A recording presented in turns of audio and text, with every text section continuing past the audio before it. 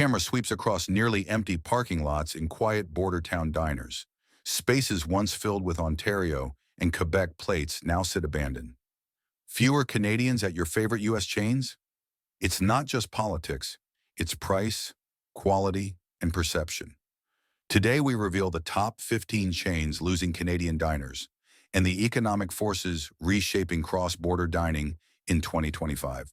The numbers don't lie. Data snapshot. In July 2025, new data from the National Travel and Tourism Office and Statistics Canada revealed a sharp drop in Canadian car trips to the United States, down 37% year over year. It marked the sixth consecutive month of decline, signaling more than just a seasonal slump. For restaurants and border communities, that drop in traffic hits hard. Canadian tourism spending in U.S. food service is estimated to be down by mid-single digits during the first half of 2025, according to research from Longwoods International. This isn't just about fewer visitors. It's also about how much they're willing to spend when they do cross the border. The latest Bureau of Labor Statistics figures show food away from home prices up 3.8% year over year in June 2025, outpacing grocery inflation. That means menu prices are rising faster than the cost of cooking at home, eroding perceived value for visiting Canadians. When you combine higher prices with weaker exchange rates and political tension, the result is a perfect storm for cross-border dining. Visualize it, a chart showing declining Canadian visits on one axis and rising restaurant prices on the other. For many U.S. chains and border states, these numbers aren't just statistics, they're a warning. Why the U.S. menu feels pricier in 2025? For many Canadian travelers, dining out in the U.S. now comes with an unwelcome surprise: the bill. Menu prices have climbed steadily, driven by inflation in the food away from home category, and the increases aren't always matched by better quality. To make matters worse, portion sizes have quietly shrunk. What used to be a hearty plate now feels more like a sampler, making the value proposition harder to justify. Meanwhile, back home in Canada, many restaurant chains are offering fresher ingredients, cleaner menus, and competitive prices.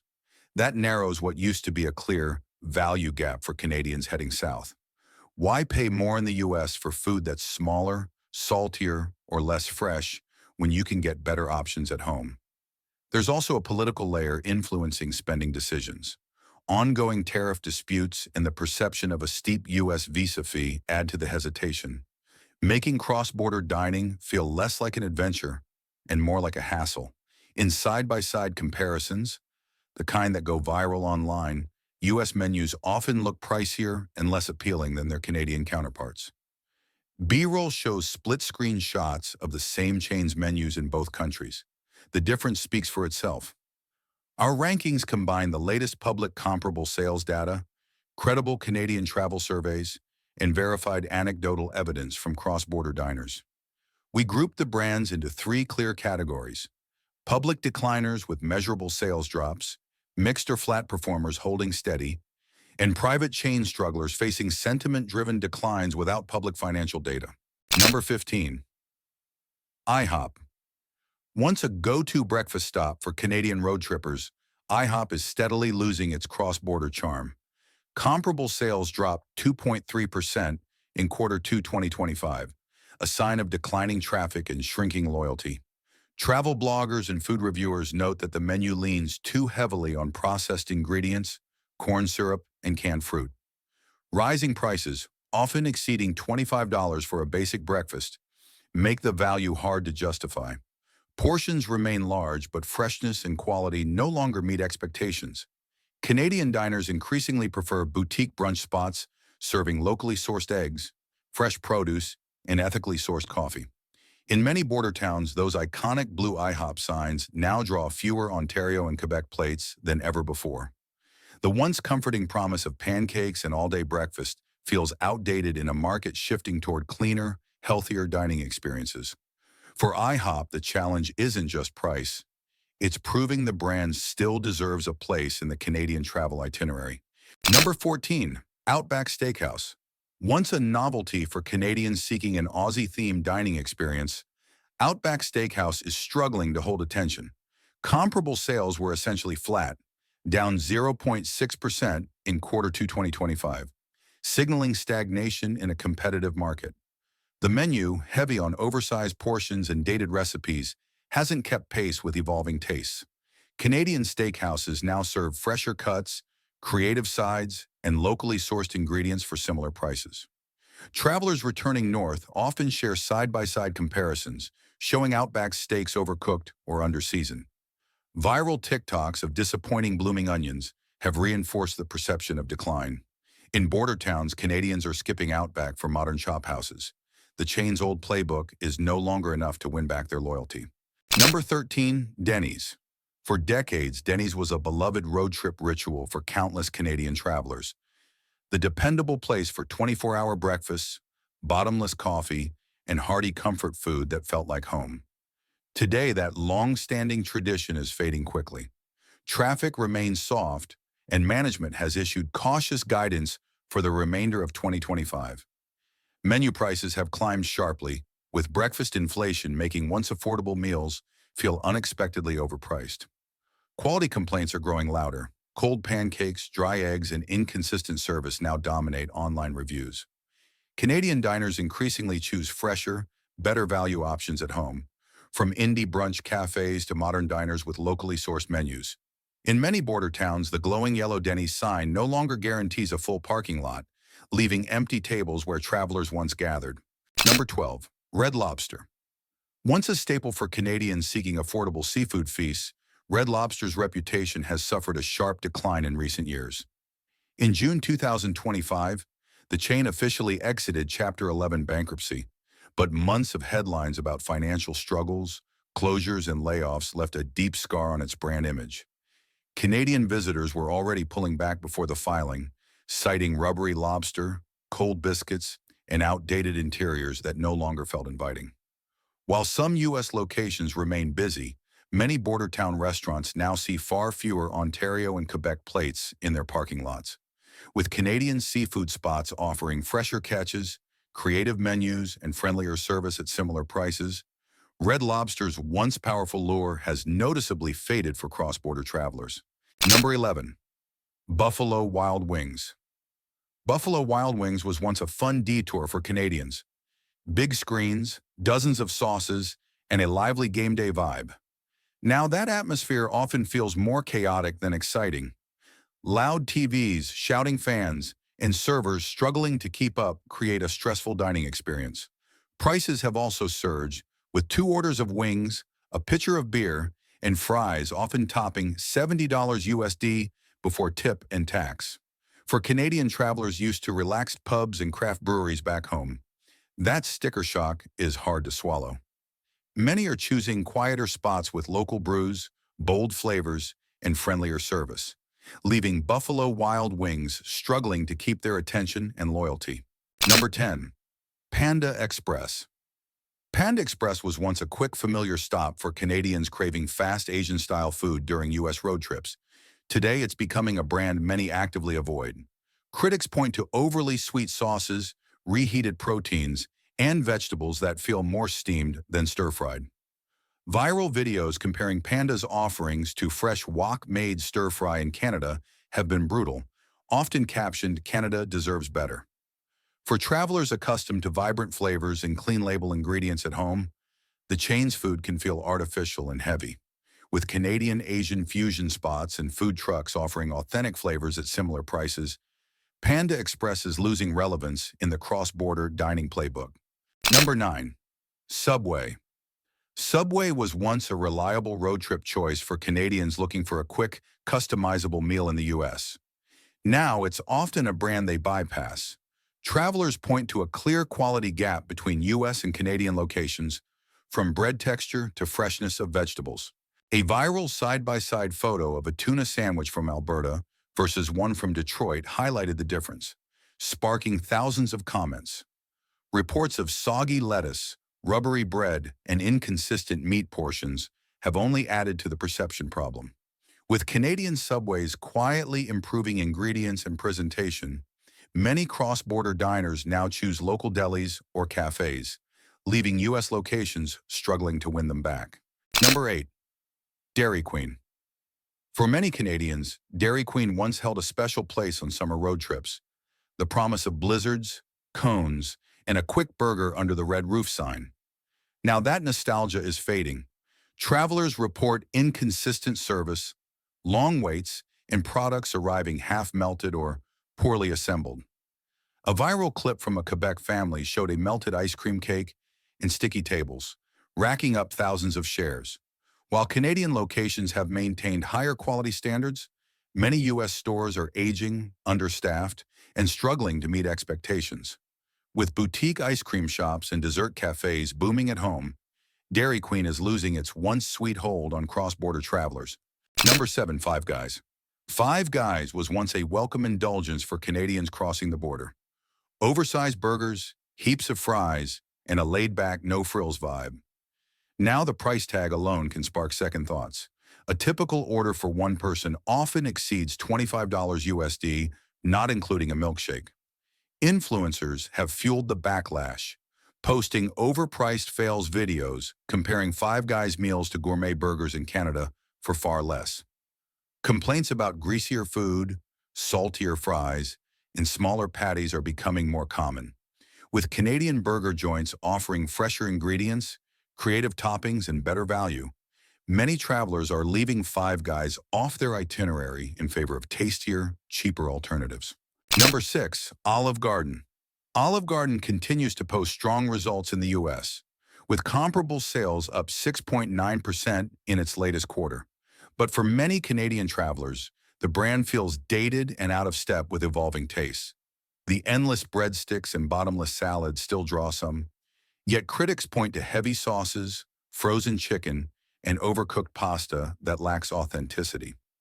In Canada, the dining scene has shifted toward regional Italian eateries and farm-to-table menus featuring fresh basil, handmade pasta, and imported olive oil. Travelers often return home saying they'd rather spend the same money at a local trattoria. While Olive Garden thrives domestically, its appeal for cross-border diners is slipping in favor of fresher, more modern experiences. Number 5. Applebee's.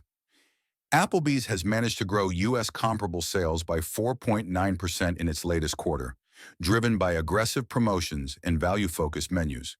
But for many Canadian travelers, the brand no longer holds the same draw it once did. Frequent visitors cite dated decor, predictable menus, and inconsistent service as reasons to skip it during cross-border trips.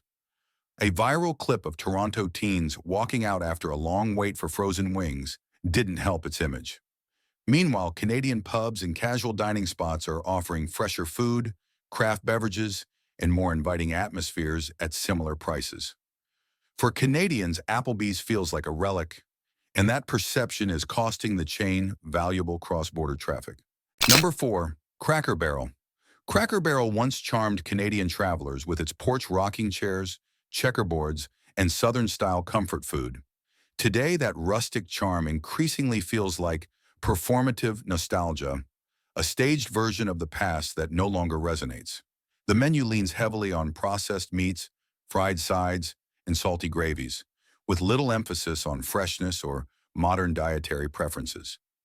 Younger travelers and health-conscious diners find the experience dated, and reviews often highlight stale cornbread or glue-like gravy. In Canada, casual dining is shifting toward fresher, locally sourced menus with inclusive options. As a result, many Canadians are bypassing Cracker Barrel for restaurants that balance comfort with quality, leaving empty tables where road trip crowds once gathered. Number 3. TGI Fridays. TGI Fridays was once a lively stop for Canadians looking for a festive atmosphere and hearty American fare. Now the chain feels stuck in an early 2000s time warp. The decor, menu, and overall vibe haven't evolved to match changing tastes, leaving the experience feeling predictable and uninspired. Many dishes rely on greasy burgers, salty appetizers, and frozen sides, which no longer appeal to travelers used to fresher, cleaner menus at home. Canadian diners increasingly prefer modern, casual spots that focus on local sourcing, bold flavors, and creative presentation. Without significant updates, TGI Fridays risks fading further from the cross-border dining map as travelers opt for more contemporary, value-driven options. Number 2. Chick-fil-A. Chick-fil-A entered the Canadian travel radar as a novelty, a Southern-style chicken sandwich chain with a loyal U.S. following. Over time, that curiosity has shifted to controversy. The brand's political affiliations and past donations to anti-LGBTQ organizations have clashed with Canadian values of inclusivity, leaving a lasting impression. Anecdotal surveys suggest a 38% drop in intended visits among Canadian travelers over the past year. Rising combo meal prices, often over $15 USD, add to the reluctance. Meanwhile, Canadian chains like A&W and Mary Brown's are winning over diners with ethical sourcing, compostable packaging, and fewer headlines. For many travelers, Chick-fil-A's reputation now overshadows its crispy sandwiches. Number 1. MCDONALD'S. McDonald's remains a dominant force in U.S. fast food, posting a 2.5% increase in comparable sales in its latest quarter, thanks in part to the $5 value meal promotion. Yet among Canadian travelers, perception is slipping. Viral Canada versus U.S. taste test videos highlight noticeable differences in freshness, portion sizes, and even packaging quality, with the U.S. side often coming up short. Complaints about dimmer stores, slower service, and the infamous broken ice cream machines add to the frustration.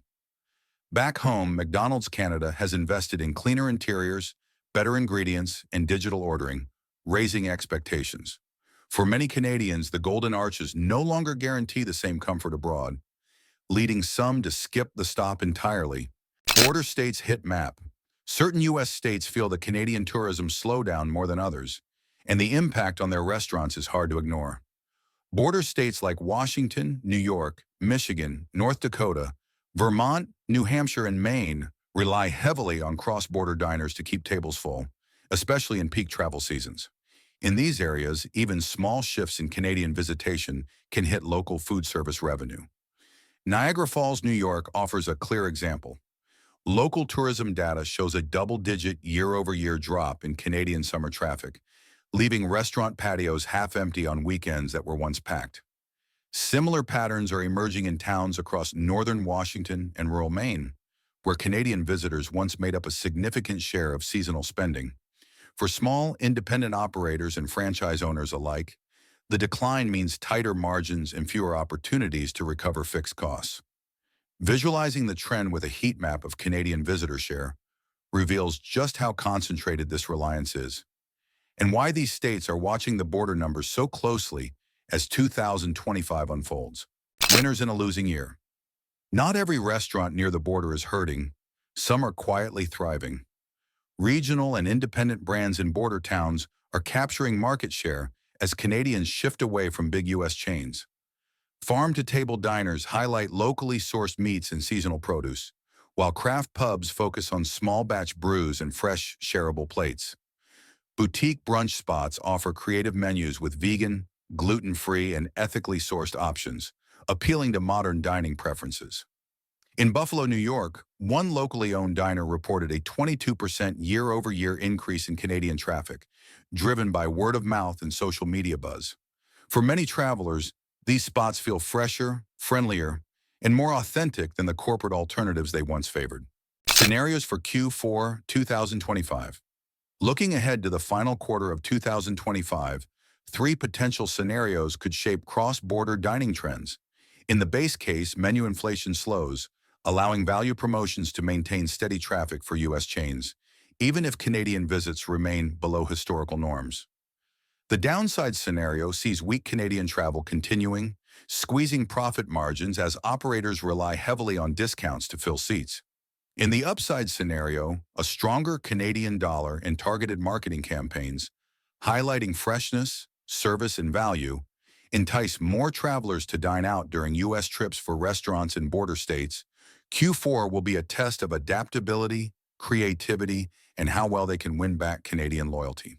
Not every U.S. chain is collapsing under the weight of shifting Canadian travel patterns. Some are adapting with value-driven menus, fresher ingredients, and improved service, while others remain stuck in dated playbooks that no longer resonate. From IHOP's slipping breakfast appeal to McDonald's viral taste test losses, the picture is mixed, and the winners aren't always the biggest names. What's clear is that Canadian diners are making more deliberate choices about where they spend their money when they cross the border. Now, we want to hear from you. Which U.S. chains still earn your stop and which have lost you for good?